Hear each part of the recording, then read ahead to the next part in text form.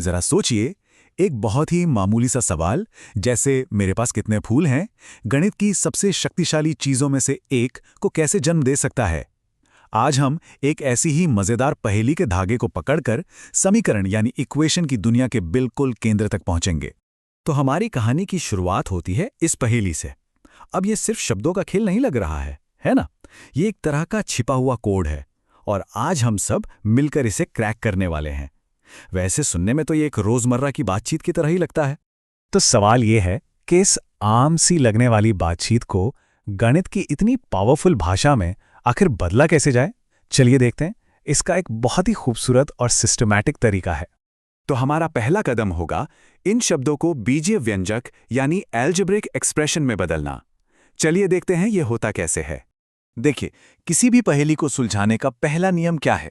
जो चीज हम नहीं जानते उसे एक नाम दे दो। तो यहां पर फूलों की जो अज्ञात संख्या है वो बन जाती है x। ये छोटा सा अक्षर x ही बीजगणित यानी अलजेब्रा की पूरी दुनिया का बेस है। ये उस हर चीज का प्रतीक है जिसे हम खोजना चाहते हैं। अब देखिए, हम इस पहेली को कैसे परत दर परत खोलते हैं। जो अज्ञात फूल थे वो बन गए x, उनका 4 गुना हो गया 4x, उसमें 5 और जोड़ दिया तो हमें मिला 4x + 5।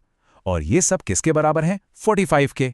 और बस हो गया, हमें हमारा समीकरण मिल गया। 4x + 5 = 45। क्या बात है, हमने शब्दों को गणित के कोड में बदल दिया है। 4x + 5 = 45। लेकिन एक मिनट रुकिए, ये सिर्फ कुछ अक्षर और नंबर नहीं है, इसके पीछे एक बहुत गहरा आइडिया छिपा है। तो असली सवाल यह है कि ये समीकरण असल में है क्या? अब इस सवाल का जवाब खोजने के लिए हमें एक कदम पीछे जाना होगा और एक बहुत ही सरल से शब्द को समझना होगा। वो शब्द है कथन, या जिसे हम कहते हैं स्टेटमेंट। हम लोग हर दिन न जाने कितने तरह के वाक्य बोलते हैं। कुछ तो एकदम पक्के होते हैं, जैसे दिल्ली भारत की राजधानी है, ये सच है।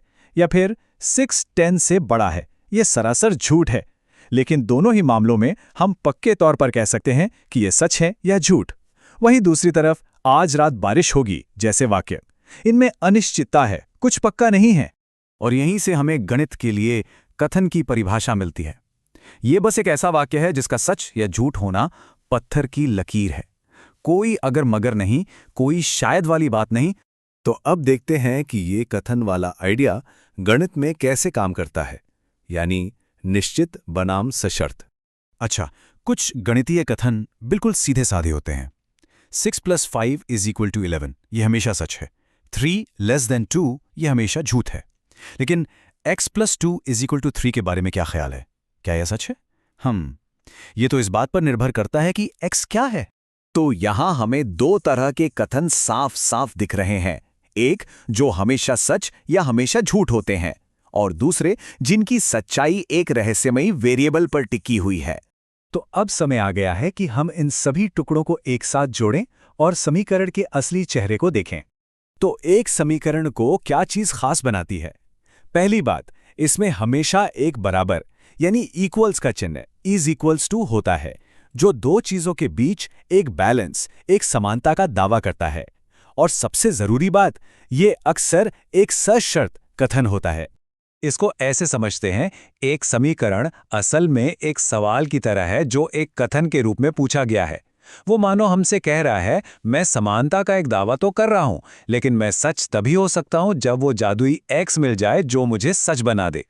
तो अगर एक समीकरण एक ऐसा कथन है जो सच होने का इंतजार कर रहा है, तो फिर उसे हल करने का या सॉल्व करने का क्या मतलब हुआ? इसका सीधा सा मतलब है उस चाबी को खोजना, उस एक x के मान को खोजना जो इस कथन को सच कर दे। और दोस्तों, यही तो बीजगणित का असली मकसद है, सच्चाई की खोज।